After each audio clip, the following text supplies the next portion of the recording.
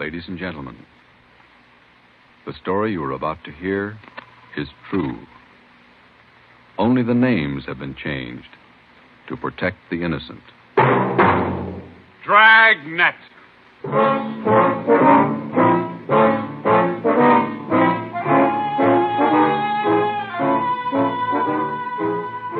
Dragnet, the documented drama of an actual crime, investigated and solved by the men who unrelentingly stand watch on the security of your home, your family, and your life.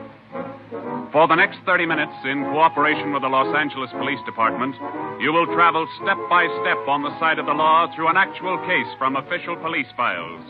From beginning to end, from crime to punishment. This is the story of your police force in action. Dragnet.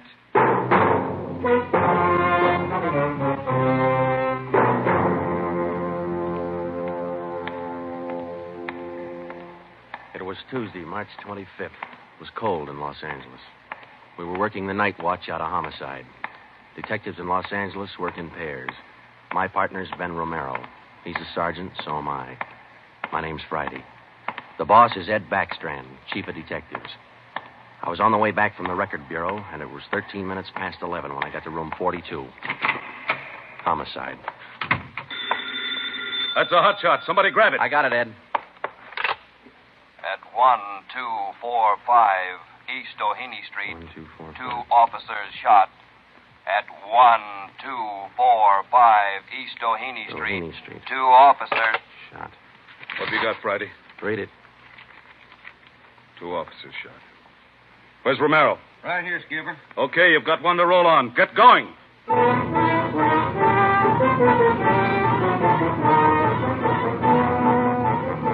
Both Ben and I knew where we were heading. We'd recognized the address. It was the Trapdoor Cafe, a joint in the south end of town that did business with a pretty rough crowd. 13 minutes later, we pulled up in front. 2 patrolmen had the crowd pretty well pushed back. There was a cruiser car in front of the cafe. The car door was open, and an officer was sprawled across the seat. He was conscious but weak, and one of his pant legs was pretty red. Hello, Sarge. Hi, how you doing? I've done better. Yeah, well, what happened? Williams and I were cruising. We've been keeping an eye on this cafe lately. Tonight we decided to take a look. And just as we went in, 2 guys left in a hurry. The back door. We followed them out into the alley. It was dark out there, and I called to them. I said, "Hey, fellas, just a minute. I want to talk to you." They stopped? I'll see. One of them whirled. He had a gun in his left hand. He shot both of us. Left hand, huh? Williams went down and out. I went down, but I took a shot at them. No effect. Then I started crawling out here to the car so I could call in. You started crawling? Yeah. Wait a minute, Emerson. Weren't there any people around by that time? Oh, yeah. Quite a few ran out after the shots. You mean nobody would help you to the car? That's right. Did you get a good look at either of the gunmen? Well, one of them was tall. I think he was a redhead. There was something funny about his nose. That's all I saw. It's too dark out there. Williams was closer. I think he got a good look. Joe, the other officer, Williams. He's in pretty bad shape. Is he breathing? He's still alive, Emerson. I don't know how much time he's got. Ambulance? On the way. Okay, let's round up all the men who are in the cafe. We're taking them in.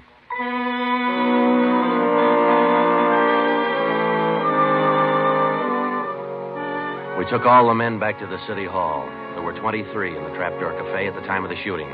We questioned all of them. One of them said there had been a redhead in the place, but he couldn't describe him. Ben and I left the interrogation room, and we went back to the squad room. Friday, Romero. Got a minute? Yeah, Ed. Come on, Ben. Sit down. Okay. You get anything from those people you questioned? Nothing we could use. Oh. How's Williams? It's pretty bad. When do they operate? As soon as he comes out of shock. Probably in the morning. You boys will be there. Yeah, we will. When the surgeon digs that slug out, get it and mark it for evidence. Yeah. Skipper, them 2 men shot without asking any questions. They must be hot. Yeah. Same thing occurred to me. When we get that slug, the ballistics can tell us whether that gun's been used on other jobs. We got enough of their modus operandi to have the statistician give us a run-through on the IBM now. One of them is left-handed, and he shoots quick. Okay, be in surgery tomorrow morning at 9.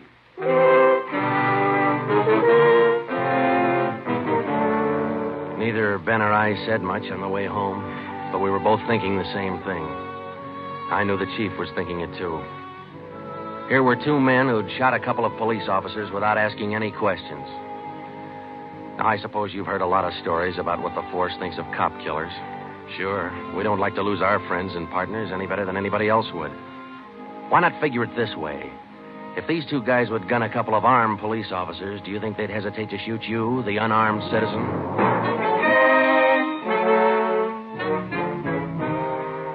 The next morning at 9 o'clock, Ben and I had scrubbed up and we were in surgery. Williams was on the table. The surgeon started in. A lot of minutes later, he got the slug.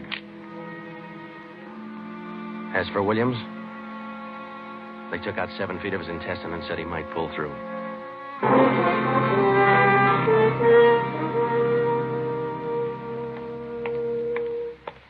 Joe, here's the report from ballistics. The slug they took out of Williams come from a .44 Smith & Wesson. The same gun was used in a liquor store killing about a month ago. You call the statistician? Yeah, She's running all the cards on previous shooting through the IBM machine. She ought to be through about now. Let's take a look. Okay, come on. Hi, Helen. Just a second. Okay.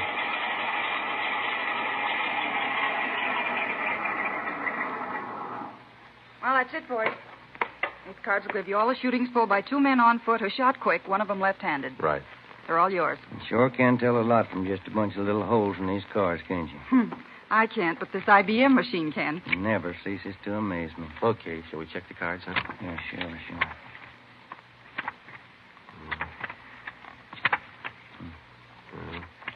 Wait a minute, Ben. Here we are. Huh? Yeah. Here's that liquor store killing ballistics tied the Smith & Wesson in on. Same gun that Emerson Williams was shot with? Well, it checks out. The liquor store was in the same neighborhood as the Trapdoor Cafe. Same gun, huh? Got to be. How long ago? A month ago, yeah. Ben, take the DR number off this card and let's pull the crime report on that job.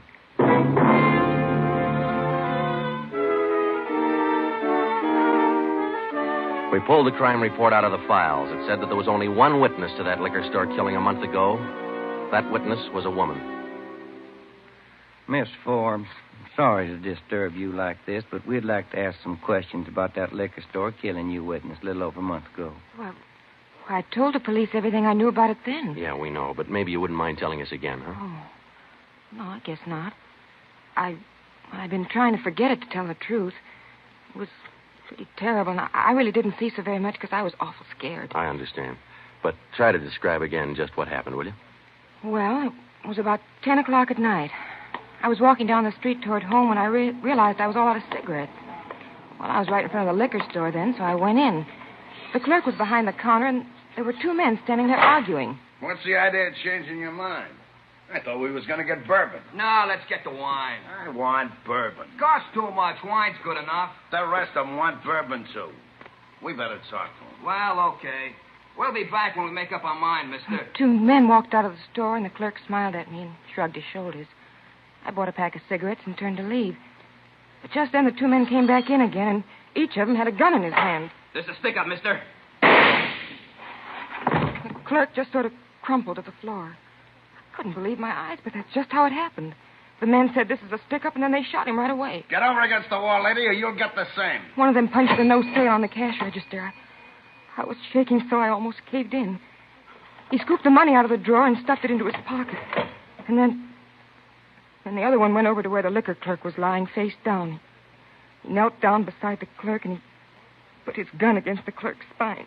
Then they both ran out of the store. It was terrible. That clerk, he was lying there helpless and wounded, and they deliberately... Yeah, Miss Forbes, I understand. Oh, Miss Forbes, you said that both of the men had guns. Yes. One of the guns was black, and the other was sort of fancy looking. What do you mean, Miss Forbes? Well, it was real shiny. Nickel-plated? I wouldn't know about that, but it was shiny. There were 2 guns, huh? Yes. Well, now about the men themselves. Oh, I was so scared their faces just didn't register with me. The one who shot the clerk in the back was sort of stocky. That's about the best I can do. Well, you mentioned in the report that one of the men was left-handed. Yes, I do remember that. Uh-huh. Look, Miss Forbes, this is very important to us. One of the men was a redhead? Redhead? Why, no, I didn't see any redhead.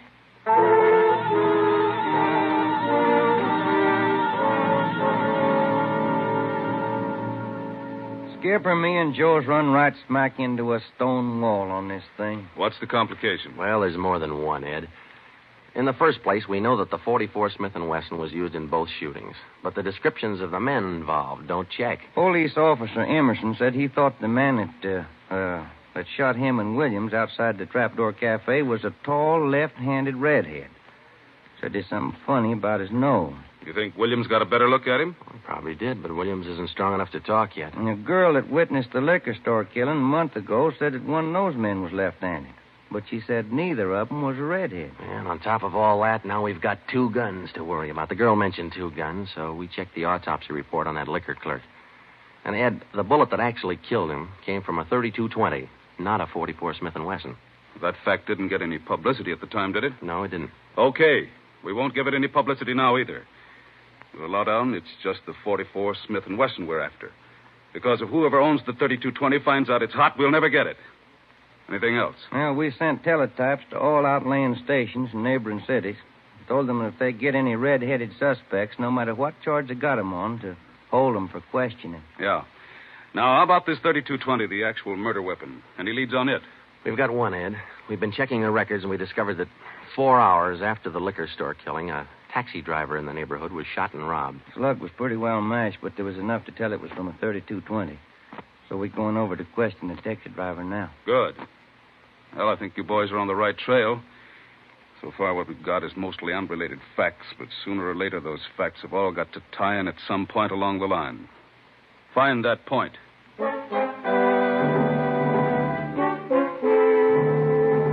Yeah, find the point. Find the tie-in.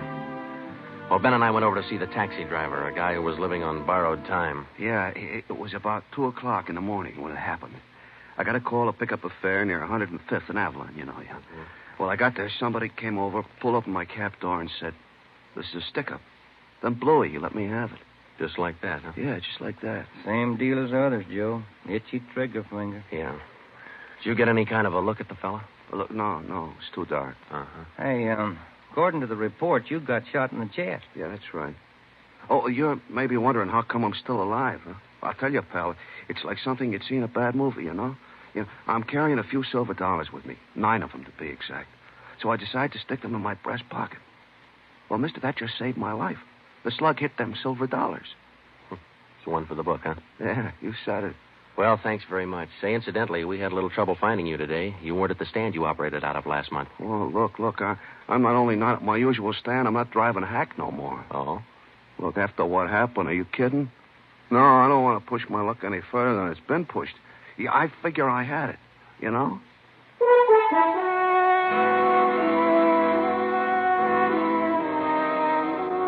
And about that time, Ben and I were beginning to figure we'd had it. We were getting nowhere fast. We had a few informants nosing around, but so far they hadn't come up with any leads. Well, Ben and I followed up all the teletypes that poured in. We just got back from Santa Ana, where we'd been questioning a red-headed suspect, and we'd flopped in the squad room when Chief Backstrand's door opened. Friday. Romero. Got a minute? Yes, Skipper. Any luck with the Santa Ana redheads? No, none at all.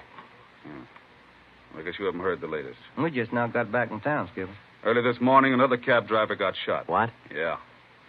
Man came up to his taxi, opened the door, said, "This is a stick-up," and shot him. Bullet went through one leg and into the other, but the driver managed to start his cab and drove over to a cafe. He called in from there. Boys recovered the slug? Yeah. It came from the same .44 Smith & Wesson that was used in the other 2 jobs. The cab driver get a look at the gunman? Yeah, briefly. Was it the redhead? No. Well, the stocky guy. He wasn't redheaded and he wasn't stocky. That's all the driver knows. Well, that's great. Skipper, this is beginning to sound like a gun of the month club. You reckon somebody's renting them guns out? Well, they're passing the guns around all right, but I think they're working together. The way they operate indicates that. Yeah, the trigger-happy routine. Killing is apparently more than a business to them. It's pleasure, too. That's why we've got to get to them fast. Come over here. All right. Come on, Ben. Here. Take a look at this map. Uh-huh. Here's the Trapdoor Cafe, and over here's the liquor store. And down here is where the first cab driver got shot. Mm-hmm. Right here's where the second one got it. All of the shootings have taken place within an area of 10 square blocks. Okay. Tonight we're going to throw a blockade around that whole area. Good. It'll go into effect at 10 p.m.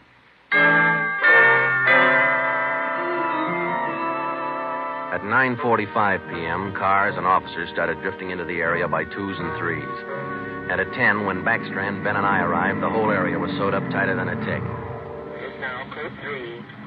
Pacific Ambulance Davis? 1. Got you. All set? All set. We got a primary line and a secondary line. If anyone tries to make a break, we'll pick them up in the secondary. Okay.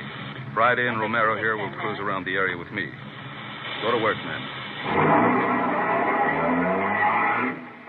Every car in the area was shaken down. The same process was also followed on all persons on foot.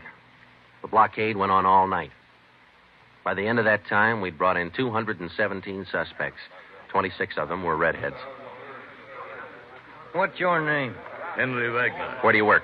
Lumberyard. Which one? First star. What time did you get through work last night?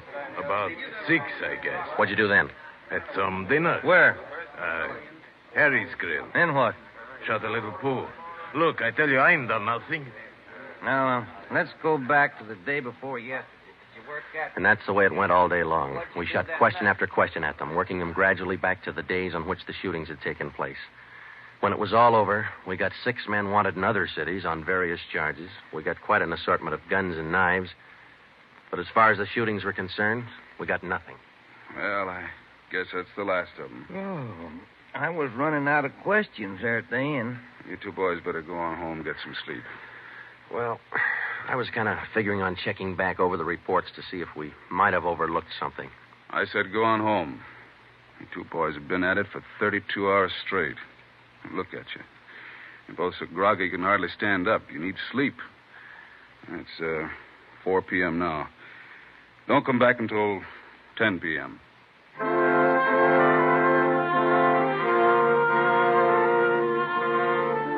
When I walked into the squad room at 10, Ben was already there. An informant had just phoned in a new lead. He told Ben he'd heard about a gang that had been hanging out down around the DeVere bungalow court in the south end of town.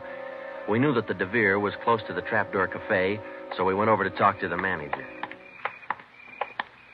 Joe, I've been meaning to ask you. You checked on how Williams is getting along? Yeah, I did. I called the hospital this afternoon. It's going to be all right. Oh, that's fine. Well, here we are. Yeah, manager's office.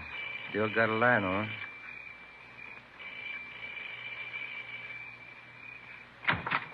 Yeah? I'm Sergeant Friday, police. This is Sergeant Romero. Yeah? We'd like a little information. Why, sure. Come in. Thank you. What can I do for you? Well, did you hear anything about a gang that hangs out down around here anywhere?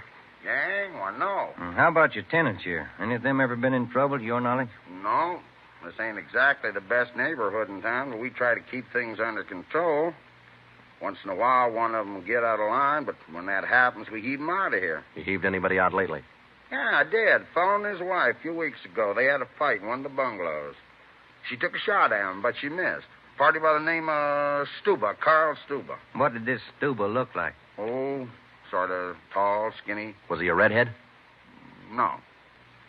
Now, we'd like to take a look at that bungalow that he lived in. Sure. Help yourselves. Down the end there, number 5. Still vacant.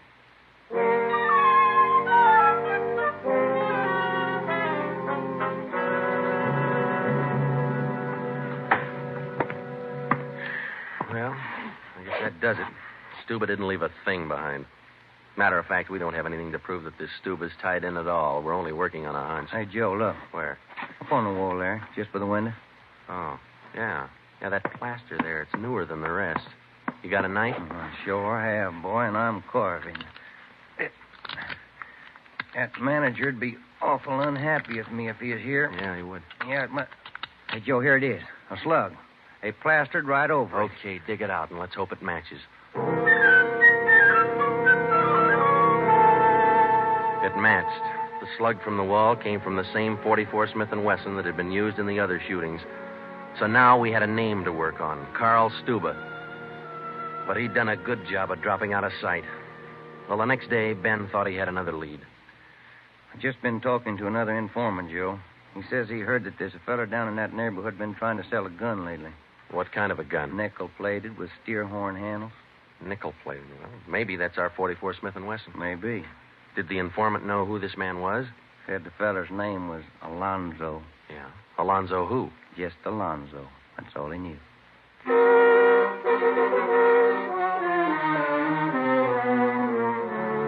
So now we had two names, Stuba and Alonzo, but no men to go with them. So we went back to making the rounds of the substations, interviewing red-headed suspects. We took a few of them to Williams, who was home from the hospital by now, but he couldn't identify any of them as the man who shot him. Still, we kept checking. Finally, we got around to the 77th Street station. We questioned the suspects they were holding there, and we just started to leave when one of the officers called us. Hey, Sarge, we're holding somebody else you might want to look at. Redhead? No. What's the charge? Suspicion of burglary. Small job. Oh, I don't know. What do you think, Ben? What's special about him? He lives in the same neighborhood where those shootings took place. All right. Where you got him? Down here. He admit anything? No. He's pretty surly. Here we are. Thanks. Hi. What do you want? I'm Sergeant Friday. This is Sergeant Romero. We'd like to ask you a few questions. Look, I already told the other cops all I know. I didn't steal no radio from that jerk. What's your name? We've been through all that once. Come on, what's your name? Jackson. Alonzo Jackson. Alonzo. I looked at Ben, and Ben looked at me. This could be the Alonzo who'd been trying to peddle that Smith & Wesson. Ben and I both knew here was one suspect we'd have to be real careful with. Alonzo, according to the records, this burglary you're suspected of took place on the night of the 27th. Look, how many times do I have to tell you guys they didn't have anything to do with it? You got an alibi for that night? Sure, I got an alibi. I was out with a couple of friends, I can tell you. What's your friends' names, Alonzo? One of them's Crandall, the other Stuba. Stuba, the guy who used to live in the bungalow court. Well, we told Alonzo he'd have to produce his two friends to give him an alibi for the burglary charge, and he bit. He went with us, and he pointed out where Stuba was living now. No wonder we hadn't been able to find him. It was a little shack at the back of a lot behind two houses. We thought it was a chicken coop at first. We took Alonzo back to the station, then we picked up Stuba. He was surprised to see us and not very happy. We took him in. Next, Alonzo gave us Crandall's address.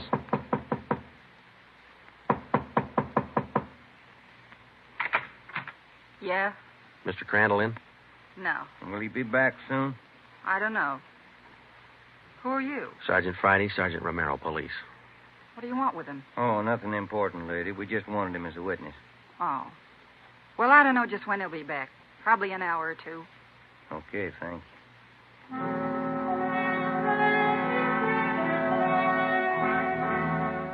We went down the street away, and we staked out in the car. We sat there for about 5 hours, and then Ben nudged me in the ribs. Hey, Joe. Huh? Joe, take a look. Coming along the sidewalk. Yeah. And he's got red hair. Come on. Crandall. Huh? Your name Crandall? Who are you? Friday Romero, police. Police? What do you want with me? I haven't done nothing. Well, then you got nothing in the world to worry about. Come on.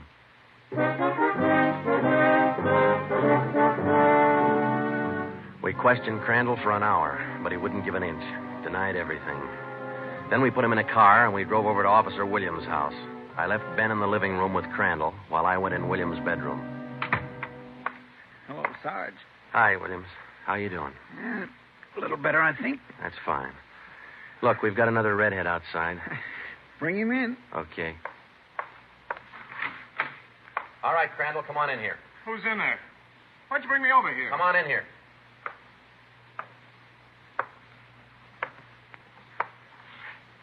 How about it, Williams?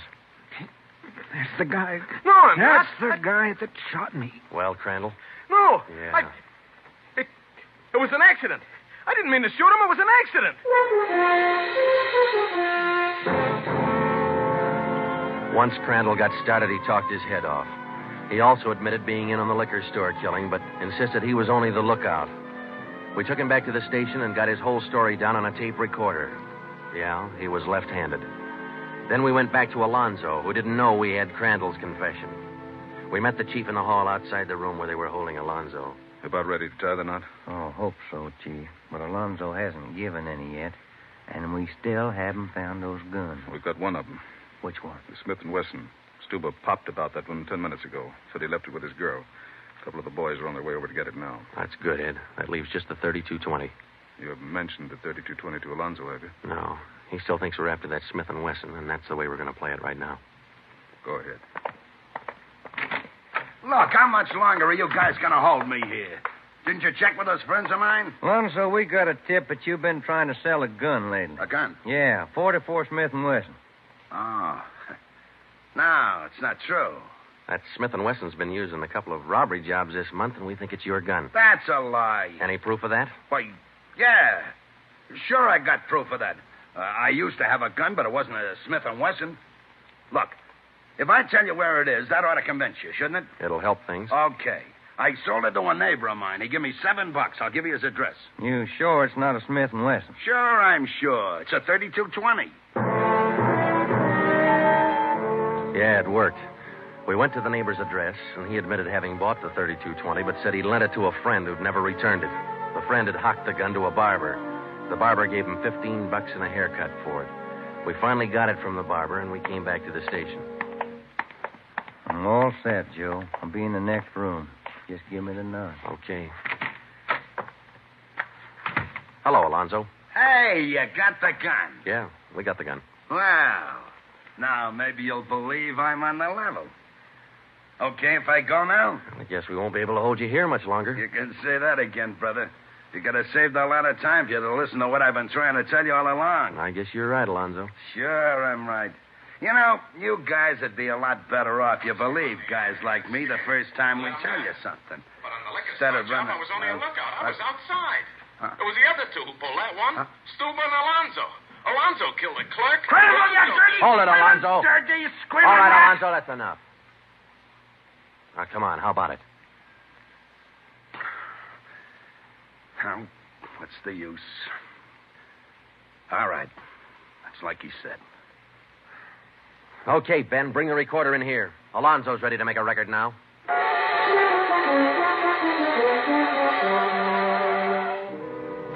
By playing back Crandall's statement that we'd recorded earlier, we got a full confession from Alonzo. We took the three of them out and had them reenact the 4 shootings, and we photographed it on sound film. Crandall, the redhead, was the one who'd shot the 2 police officers, but he was only the lookout for the liquor store killing, which explains why the girl witness didn't see him in the store. Stuba and Alonzo were the ones who pulled that job. And Alonzo, the worst of the bunch, was the one who put the 3220 against the spine of the wounded clerk. The 3 of them took turns at shooting the cab drivers and robbing them. That accounted for the mixed-up descriptions, including all that left-handed business. 2 of the 3 suspects happened to be left-handed. Well, that was the crop. Crandall, Alonzo, Stuba. 4 shootings, 3 robberies, 4 attempted murders, 1 murder. The 3 men were tried and convicted. They're all in the state penitentiary. Crandall's there for life. Alonzo and Stuba, they'll be executed next week. File it, will you, Ben?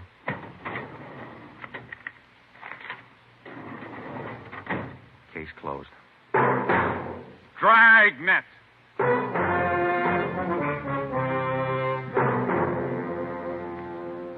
The story you have just heard was true. Only the names were changed to protect the innocent.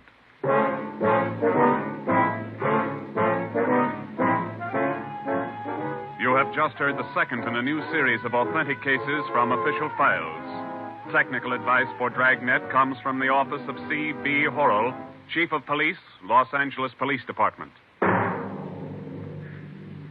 Tonight's program is dedicated to Radio Officer Delmer E. Cook of the Los Angeles Police Department, who, on the afternoon of December 6, 1948, gave his life so that yours might be more secure. Dragnet came to you from Los Angeles. This is NBC, the national broadcasting company.